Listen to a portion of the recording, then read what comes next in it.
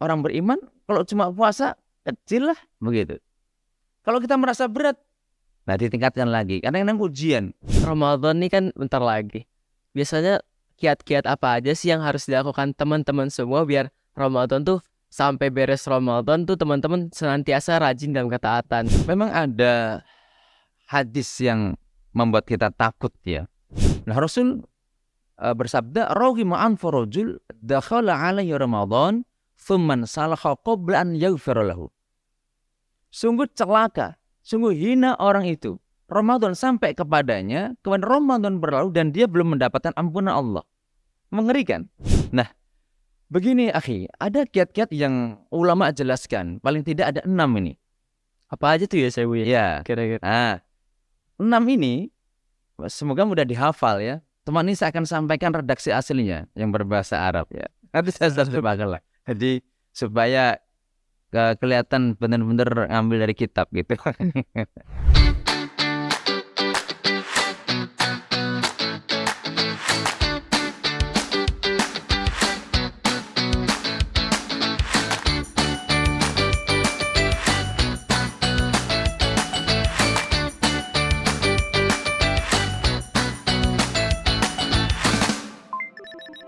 Better education for better life.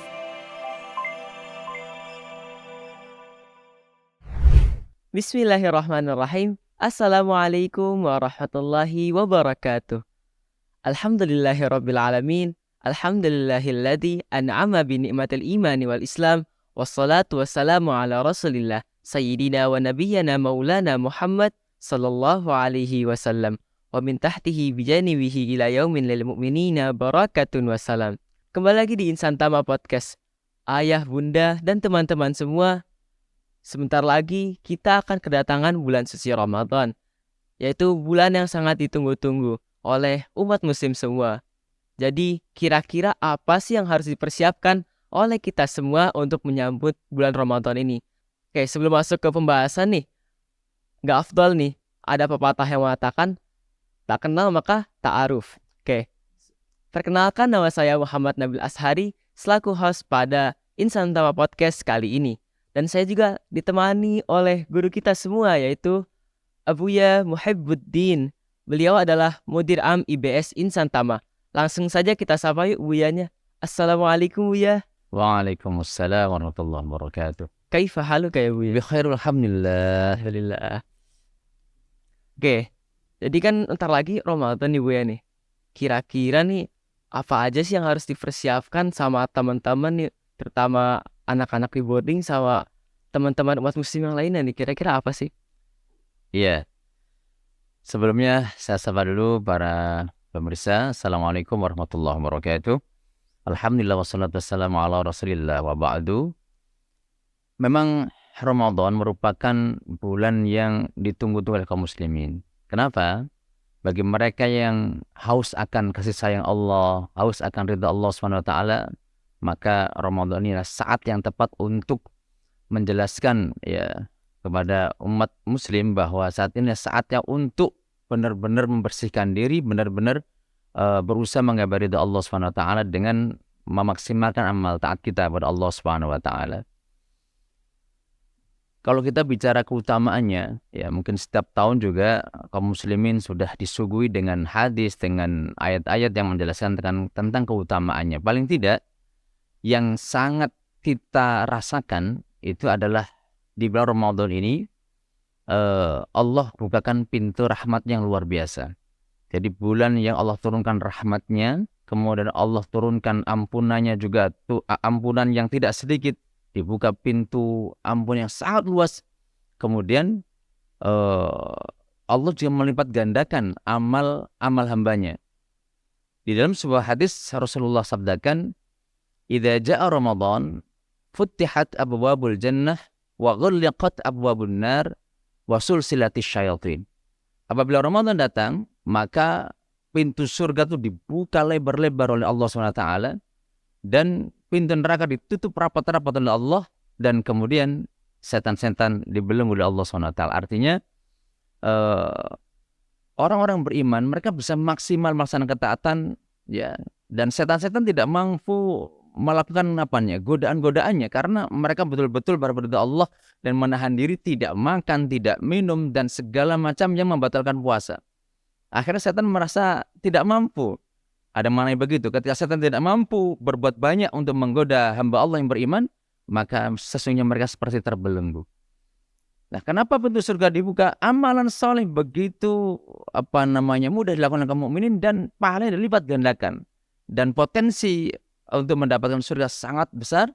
Dan insya Allah orang-orang yang betul-betul menjalankan ketaatan secara optimal, ikhlas karena Allah, sebagaimana sabda Rasulullah, man shoma ramadhana imanan wa ihtisaban ghufira lahu ma taqaddama min dzambi. Barang siapa melaksanakan shaum Ramadan disertai dengan niat yang lurus dan hanya berharap ridha Allah Subhanahu wa taala, imanan wa ihtisaban, didasari keimanan, hanya berharap ridha Allah, maka Allah akan ampuni dosa-dosa lalu. Dan ini yang dinantikan oleh kaum muslimin.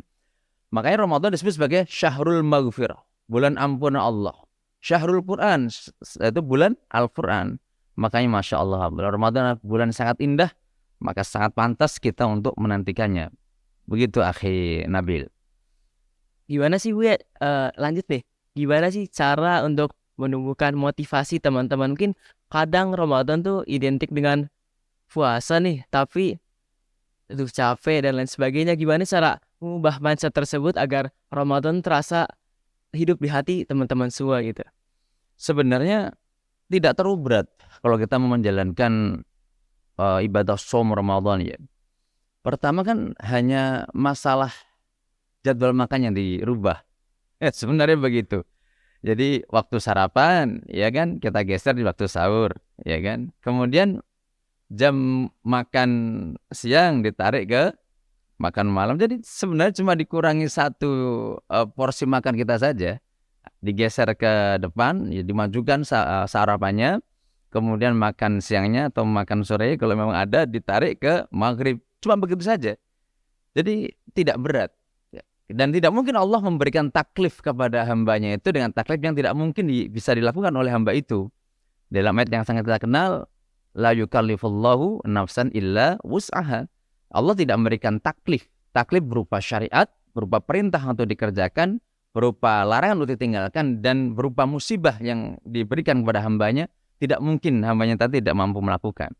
Jadi puasa itu ringan, apalagi dimulai cuma dari terbitnya fajar atsan atau fajar kedua ya sampai tenggelamnya matahari.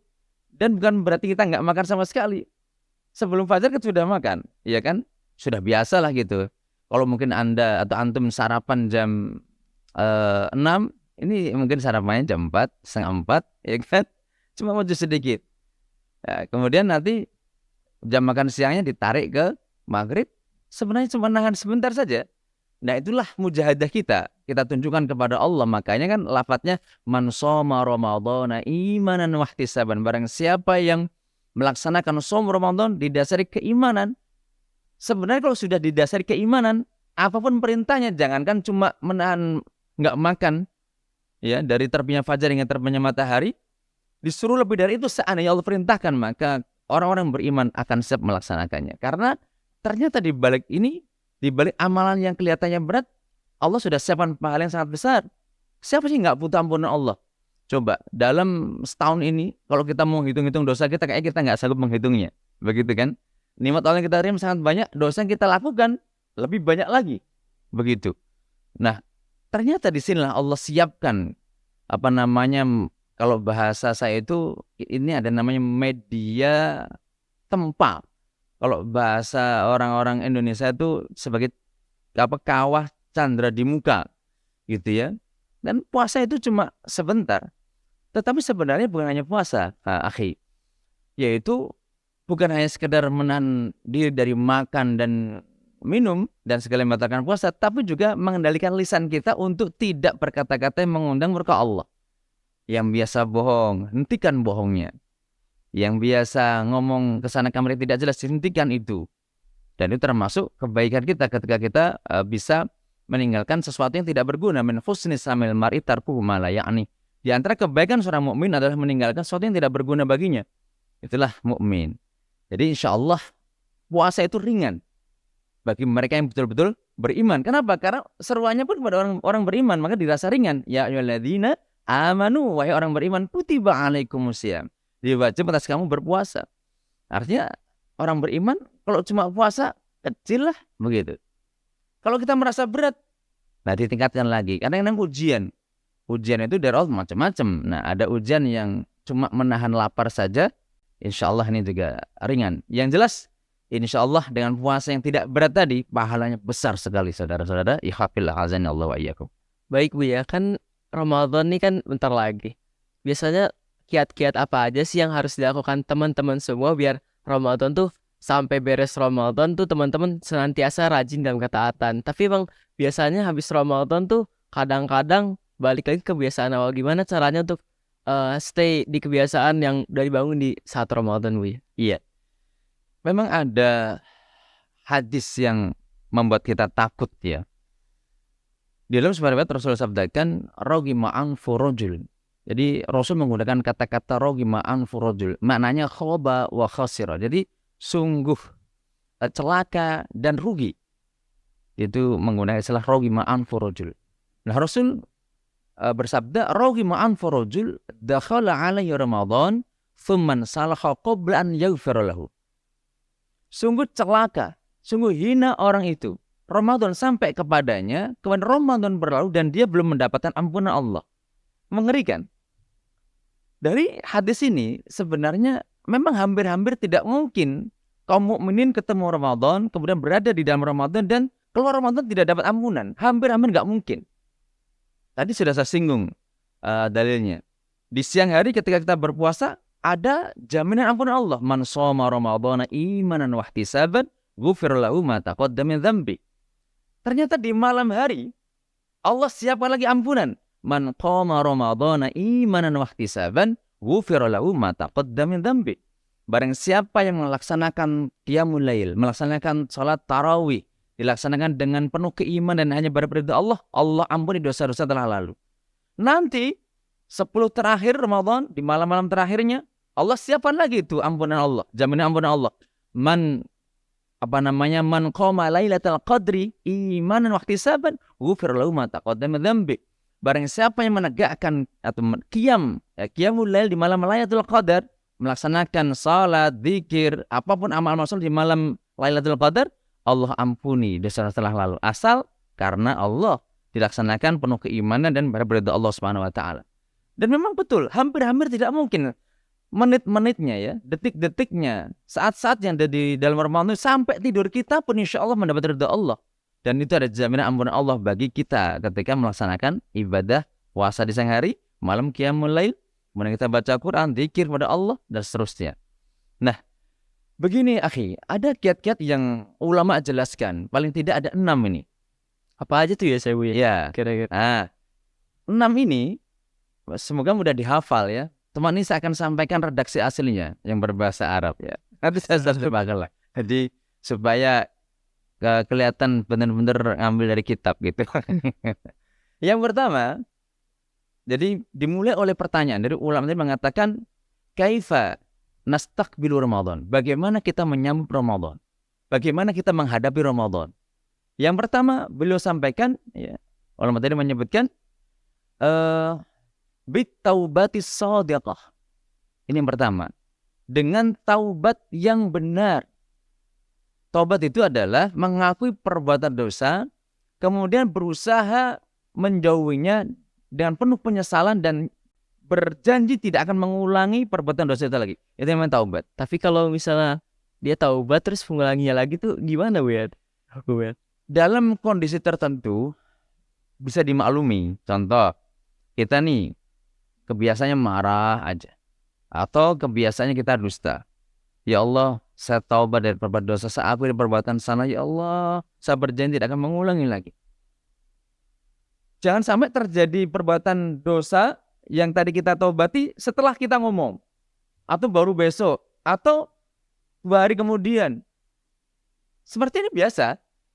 Ternyata kita melakukan lagi 3 bulan kemudian. Itu normal.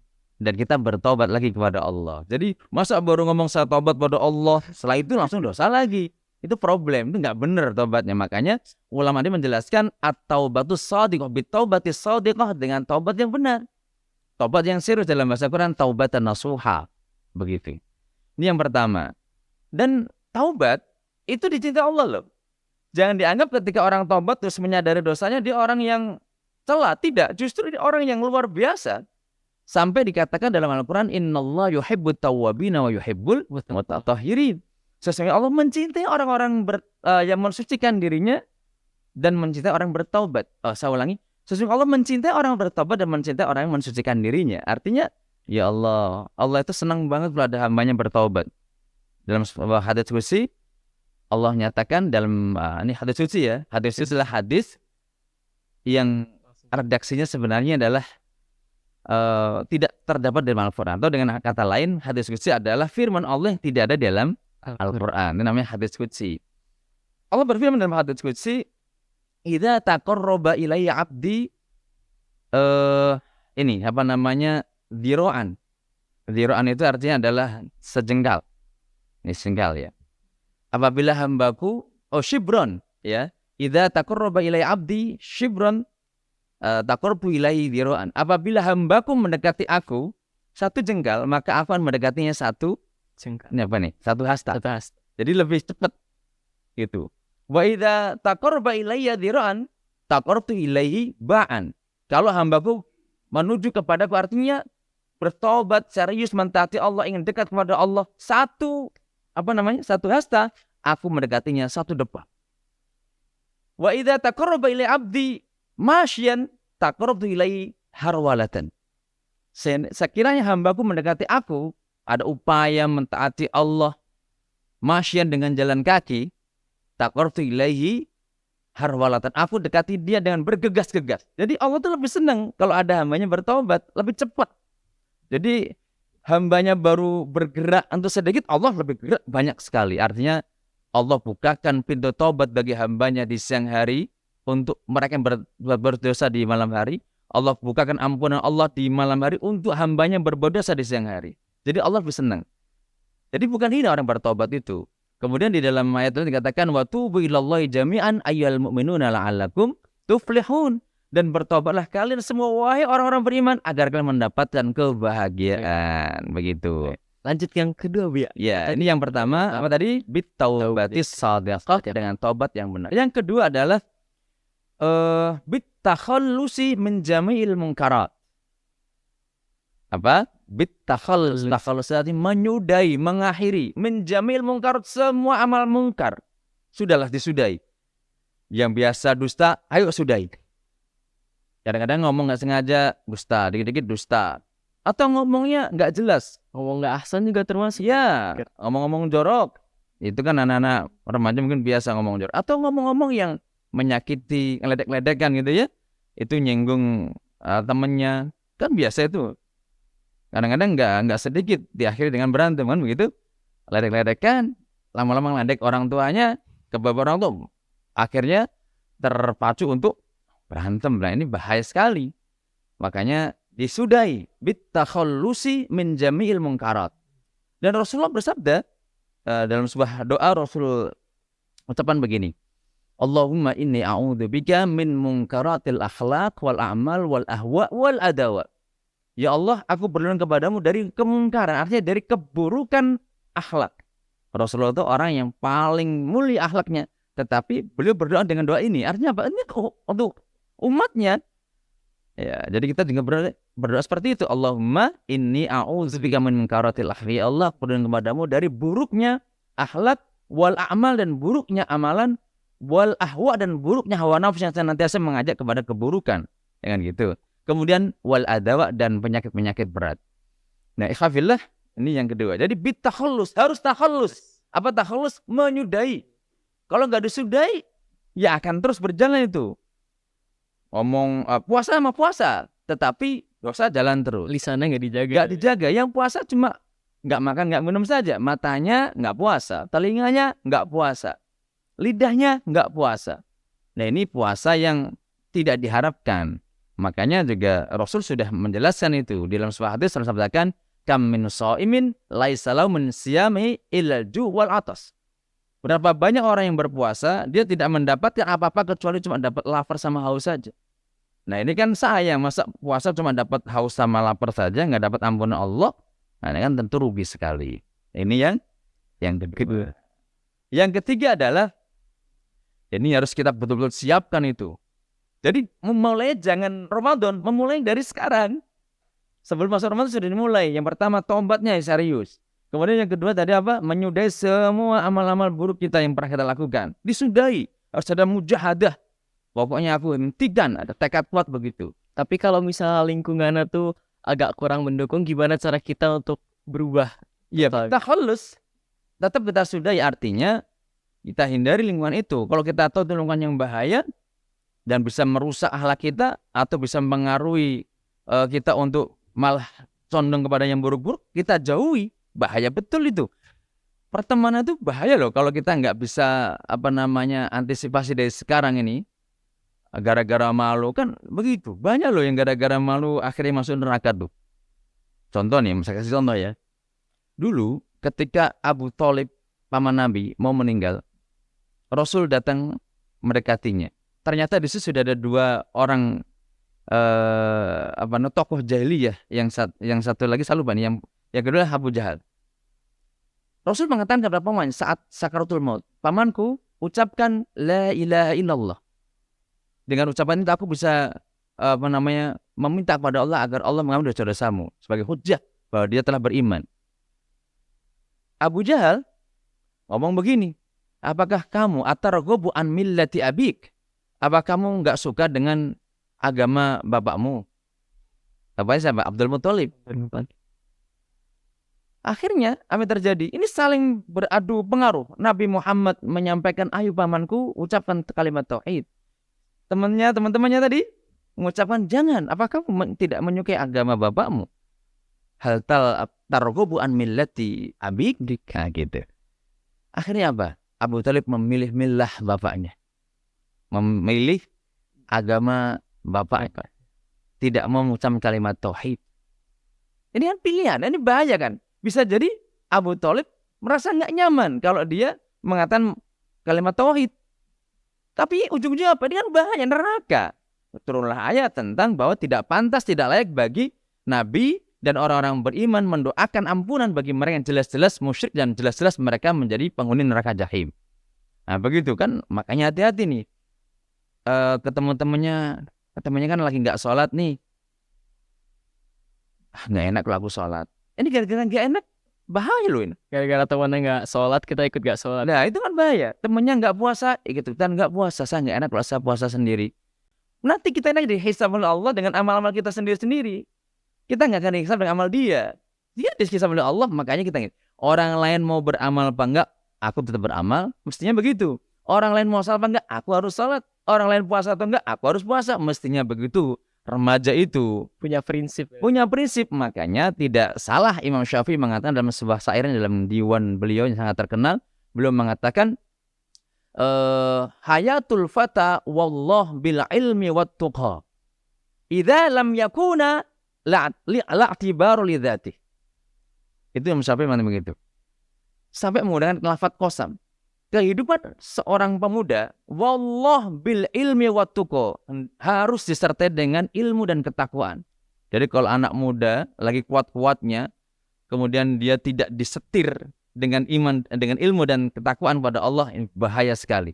Makanya dilanjutkan oleh beliau, idza lam yakuna la'tibaru li dzati. Seandainya pemuda itu tidak punya keduanya, anak-anak muda seperti Akhi Nabil ini tidak punya ketakwaan, tidak punya ilmu, maka la'tibaru li dzati, dia tidak punya jati diri sebagai seorang pemuda. Dia akan terombang-ambing lingkungannya. Makanya tadi kita harus punya keputusan itu. Itu tadi yang berapa tadi? Ini Yang kedua tadi. Mas lanjutannya kan? Masih ada berapa? Masih ada Ya ada 6. Mudah-mudahan bisa tersampaikan semuanya. Langsung yang ketiga yaitu bikasrati dzikri wad du'a wal istighfar wa tilawatil Quran. Mudah dipahami ya. Yaitu dengan memperbanyak, dan dari sekarang saya katakan, dari sekarang jangan nunggu Ramadan, dari sekarang.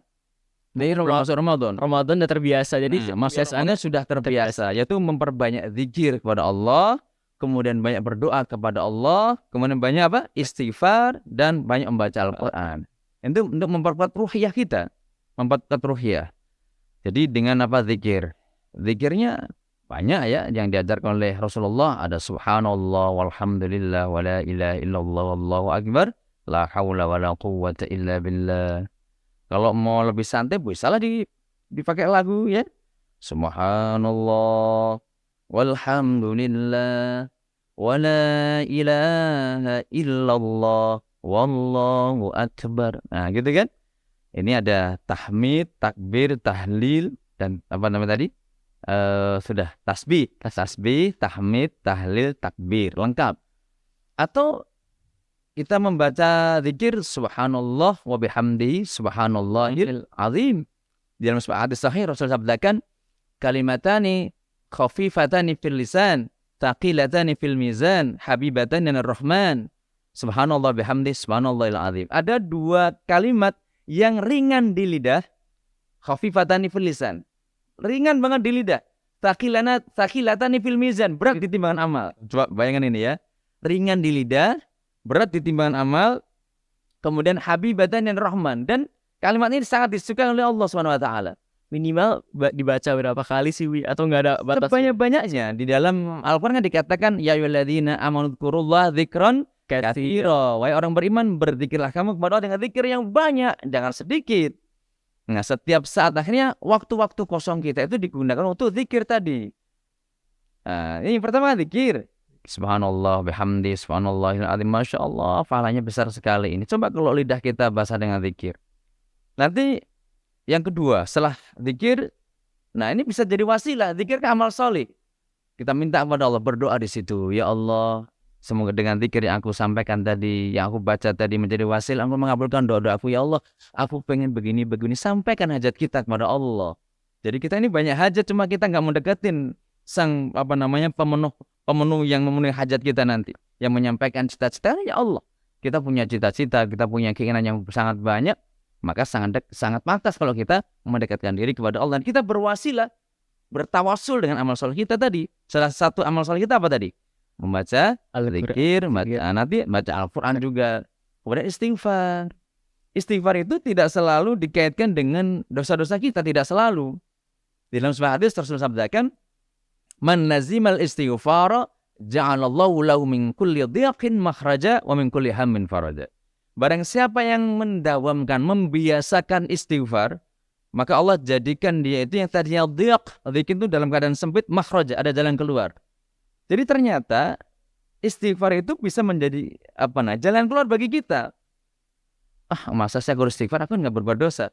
Tidak demikian, sombong namanya. Justru kita perbanyak istighfar, mau ada dosa atau enggak, istighfar saja sebanyak-banyaknya. Kenapa? Dengan istighfar ini akan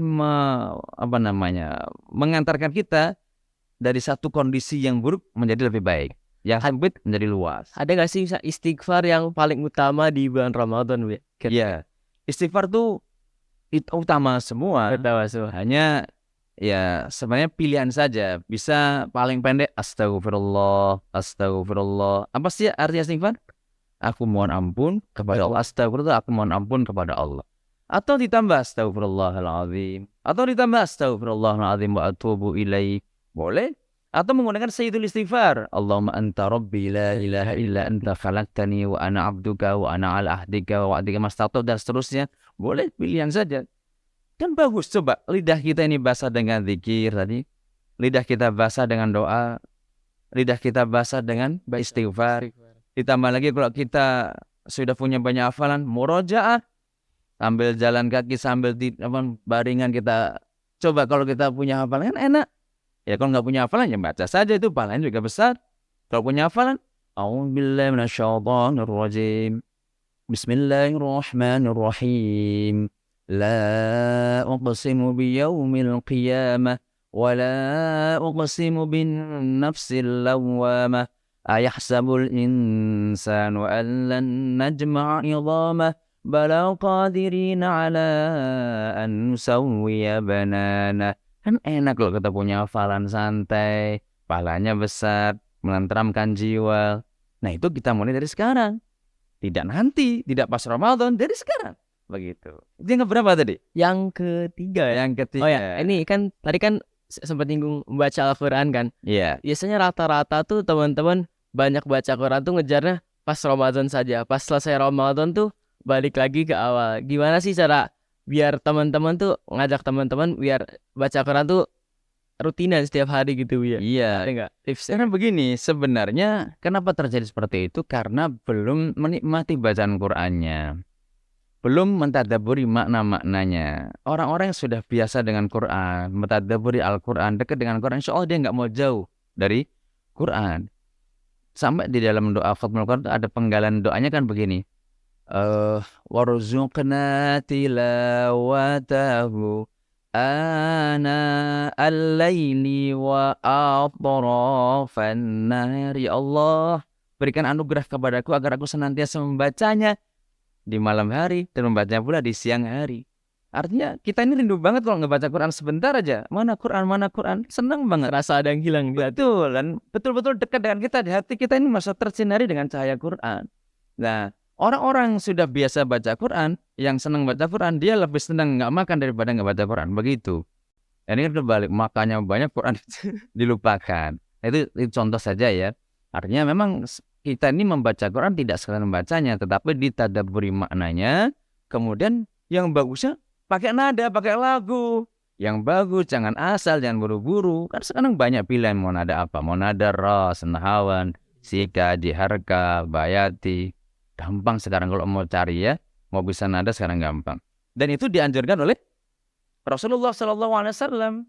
Di dalam hadis dikatakan, man lam yataghunna minal Quran falaysa minna. Barang siapa yang tidak memperindah bacaan Qurannya, dia bukan golonganku. Diperindah bacaan, jadi nikmat begitu. Itu tadi yang berapa? Yang ketiga. Oh ya, satu lagi nih.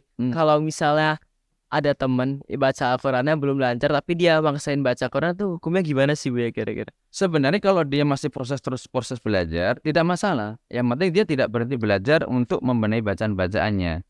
Dalam sebuah hadis selalu sabdakan begini,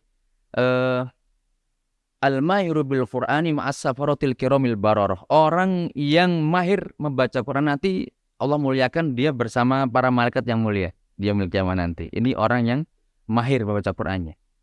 Walladzi yatata'ata wa huwa syaqun alaih falahu ajron. Nah, ini ajron. Dan barang siapa yang terbata-bata membacanya dan berat melafalkannya, maka dia tetap dapat 2 pahala. Dia tetap belajar, tetap baca. Jangan sampai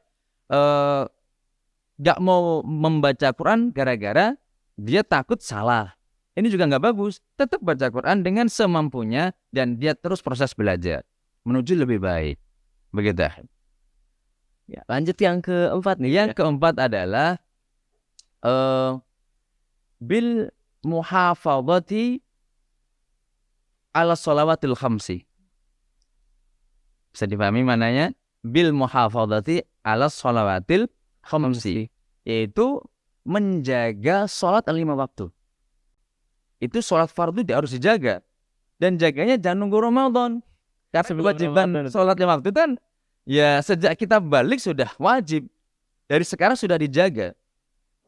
Dijaga waktunya, dijaga jamaahnya.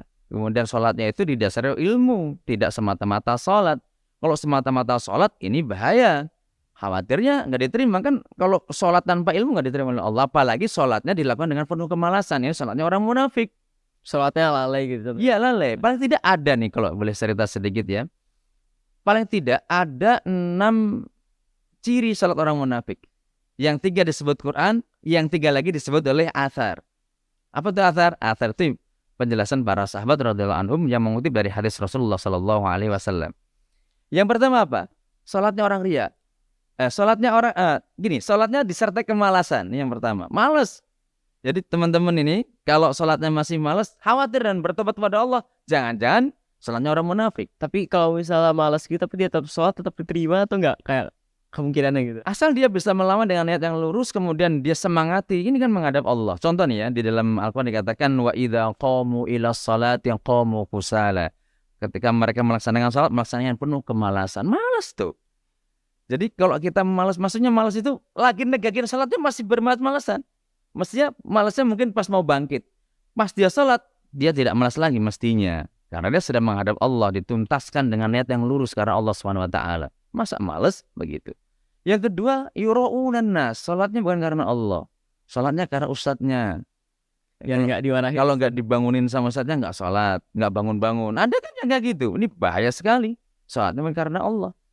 Meskipun nanti yang bangunkan ustadznya, tapi pas sholat betul-betul karena Allah, bukan karena ustadznya, kan gitu.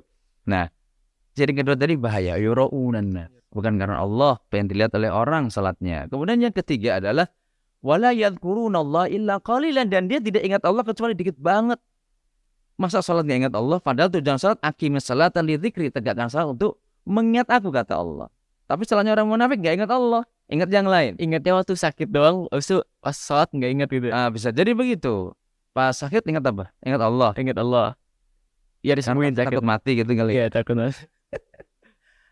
Pas sholat nggak ingat Allah. Nah, ini bahaya. Makanya kalau sholat ya serius lah, dari takbir sudah ingat Allah, saya menghadap Allah, Allahu Akbar, sampai salam dia ingat Allah karena sedang menghadap. Mestinya begitu. Makanya untuk mengatasi yang bolong-bolong tadi, kan kita kalau sholat sendiri bisa jadi ingat macam-macam. Sholatlah berjamaah. Kalau tidak sempurna, kita tetap dihitung sempurna oleh Allah pahalanya ketika kita sholat berjamaah. Ini yang tiga disebut Quran, yang tiga lagi disebut oleh athar. Di dalam sebuah penjelasan sahabat radhiyallahu anhum itu, mereka menyebutkan bahwa di antara ciri sholat munafik berikutnya adalah mereka menunda-nunda sholat. Menunda-nunda sholat. Sudah datang waktu sholat, nanti. Akhirnya sampai ujung sholat, baru sholat. Akhirnya muncul yang kedua, yaitu tergesa-gesa. Waktunya udah mau habis, dia tadi itu udah mau habis, udah mau maghrib. Padahal asar belum dilaksanakan, menjelang maghrib. Akhirnya sholatnya buru-buru. Sudahlah ditunda-tunda, akhirnya buru-buru. Kemudian yang ketiga adalah tidak mau sholat berjamaah. Nah, sampai-sampai Ibnu Mas'ud mengatakan, kami para sahabat ini tidak pernah meninggalkan sholat berjamaah kecuali mereka orang-orang munafik, kami kenali kemunafikannya. Jadi di kalangan para sahabat itu ada orang-orang yang sudah dikenali kemunafikan dan mereka tidak sholat jamaah. Nah, hanya sahabat-sahabat radhiyallahu anhum yang mereka melaksanakan sholat berjamaah. Jadi hati-hati, ada sholatnya orang munafik. Maka dijaga tuh as-shalawatul khams bil muhafadzati ala shalawatil khams. Nah, kemudian yang kelima ya? Yang kelima adalah bil muhafadzati 'alan nawafil ba'da ityanil faraidhi. Artinya apa? Artinya apa ya?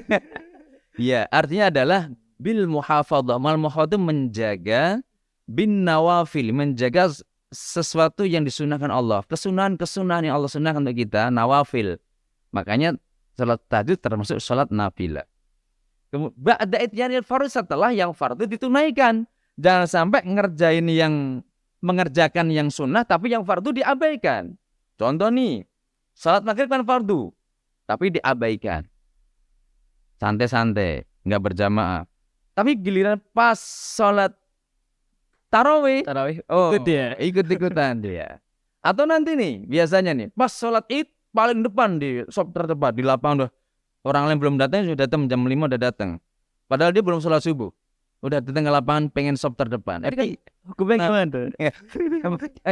Ini kan berarti orang yang salah ngejar yang sunnah, yang fardu terabaikan. Makanya tadi kalimatnya bil muhafadzati 'alan nawafili ba'da ityanil faraidhi. Jadi menjaga amalan-amalan yang sunnah setelah ia mengerjakan yang fardu-fardu. Yang fardu diutamakan, yang sunnah kejar, dilaksanakan pula. Salah-salah sunnah rawatib, salat tahajud, salat duha, ya kan?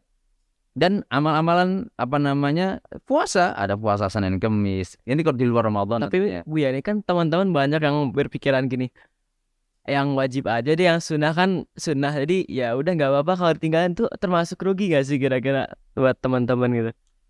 Yang sunnah nggak usah dikerjakan. Yang nggak usah dikerjakan. Yang kerjakannya yang wajib aja. Ya, ini sebenarnya begini, definisi yang sering kita dengar itu memang sudah tepat.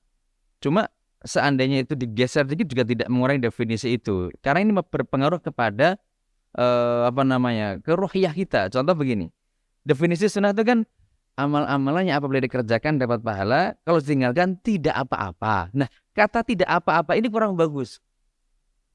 Padahal kita geser dikit saja. Sunnah adalah amal-amal yang dikerjakan dapat pahala, kalau nggak dikerjakan rugi. Kan begitu. Kan maknanya nggak salah, maknanya rugi. Orang yang tidak mau menjalankan sunnah rugi loh. Begitu. Bisa pahalanya bisa 2 kali Iya, lipat. kan ada waktu untuk berbuat sunnah tapi dia nggak lakukan, waktu itu rugi dia. Nanti digeser dikit aja, yaitu amal-amalan yang apabila dikerjakan dapat pahala, apabila ditinggalkan rugi. Tidak dosa, rugi dia. Ada waktu nggak dipakai, ada kesempatan nggak dipakai, ada kekuatan nggak dipakai. Rugi namanya. Mestinya kan dia dapat pahala banyak, jadi nggak dapat pahala. Rugi namanya. Begitu, ya kan? Masya Allah. Jadi kita ini betul-betul harus menguatkan tekad. Nah ini yang keenam. Yang terakhir. Ya, yang keenam yaitu bi'aqdil azmi sadiq wal himmatil aliyah. Ini maknanya adalah azam. Azam itu apa? Tekad ya. Tekad. Nah, bi'aqdil azmi sadiq, yaitu dengan menguatkan tekad yang benar, wal himmatil aliyah, dan keinginan yang tinggi. Jadi didorong semangat dari sekarang ini, Ramadan pokoknya aku harus istimewa Ramadan ini. Salat sunnah harus aku kerjakan semua. Baca Quran aku kalau bisa akan hatam 5 kali misalnya. Itu tekad kuat. Tapi kok ya kan Ana pernah dengar dari teman nih, banyak yang Ramadan ke Ramadan tuh kayak ke Ramadannya biasa aja gitu, kayak gak ada istimewa-istimewanya. Itu salah dari kita karena kita emang nganggap Ramadan tuh gak ada istimewanya, atau kita terlalu menganggap enteng bulan Ramadan? Ya dua-duanya, nggak nganggap istimewa, nganggap enteng. Artinya dia tidak terlalu tertarik dengan janji-janji Allah, dan ini bahaya. Ini terkait dengan keimanan loh ya.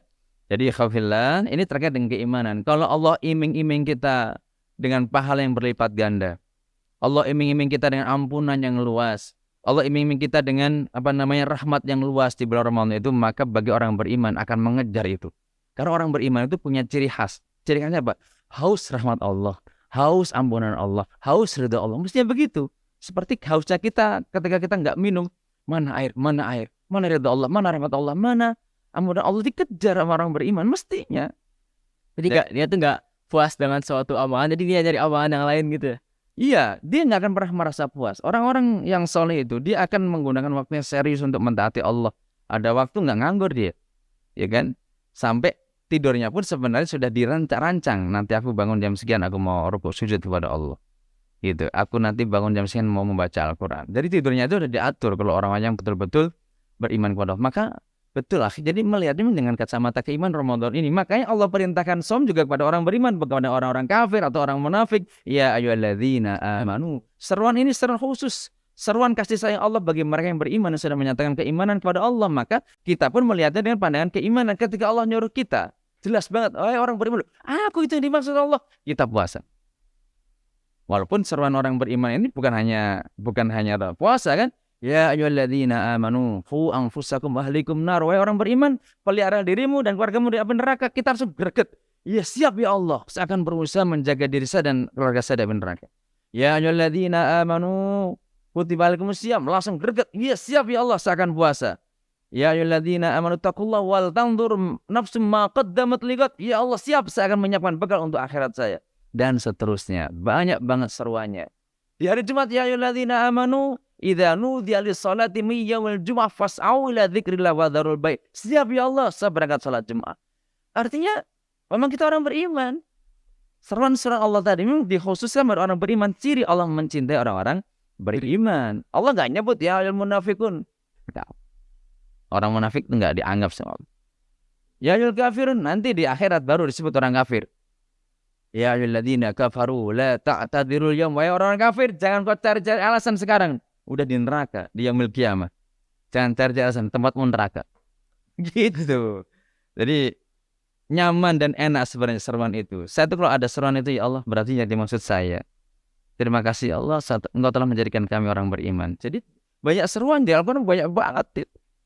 Dan itu bukti bahwa Allah mencintai orang beriman, dan jelas keiman kita diuji oleh Allah. Iman kita benar apa enggak sih?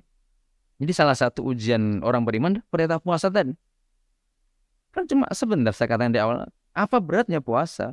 Tapi bisa kalau ini kan mungkin di luar sana ada beberapa mungkin masyarakat yang terkadang pas puasa mereka ngaku puasa tapi diam-diam mereka buka, itu hukumnya gimana tuh?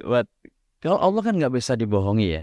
Kalau kita bisa dibohongi, makanya di dalam hadis qudsi Allah firmankan, as-saumu li wa ana ajzi bih. tarok atau amu wasyarabahu min ajli. Begitu. Jadi puasa itu untukku, kata Allah dalam hadis qudsi. As-shaumu li wa ana ajzi bihi, maka aku yang akan membalasnya. Taraka ta'ama wa syaraba wa syahwatu min ajli. Dia meninggalkan makan dan minuman dan meninggalkan syahwatnya karena berharap ridhoku. Jadi kalau orang-orang yang begitu jelas itu nggak dianggap puasa sama Allah. Jangankan yang begitu ya. Orangnya puasa, nggak makan, nggak minum, tetapi dia tetap berdusta, dia tetap beramal-amal maksiat, maka amal semacam itu nggak dilihat sama sekali oleh Allah, nggak dilihat dan nggak diterima amal seperti ini. Dalam sebuah hadis Rasulullah sabdakan, man lam yada' qawla zur wal amila bi falaysa lillahi hajatun fi an yada'a ta'ama wa syarabahu. Barang siapa berpuasa tetapi dia tidak bisa meninggalkan perkataan dusta, dia tidak bisa meninggalkan perbuatan dusta, falaysa lillahi hajatun, maka Allah nggak butuh, tuh kata Allah, falaysa lillahi hajatun an yada'a ta'ama wa syarabahu. Allah nggak butuh dia ninggalin makan dan ninggalin minumnya. Artinya Allah nggak akan terima amal model begitu. Makanya ikhafillah teman-teman, berpuasalah dengan serius hanya berharap ridha Allah, ya, semata-mata karena keimanan, dan laksanakan puasa tahun ini, dan belum tentu kita ketemu Ramadan tahun depan. Mudah-mudahan kita berjumpa Ramadan tahun ini, Ramadan terbaik, Ramadan teristimewa yang kita bisa lakukan. Insya Allah akan tercapai. 6 tadi ya, diingat-ingat dan laksanakan dari sekarang, bukan nunggu Ramadan. Demikian akhi Nabil.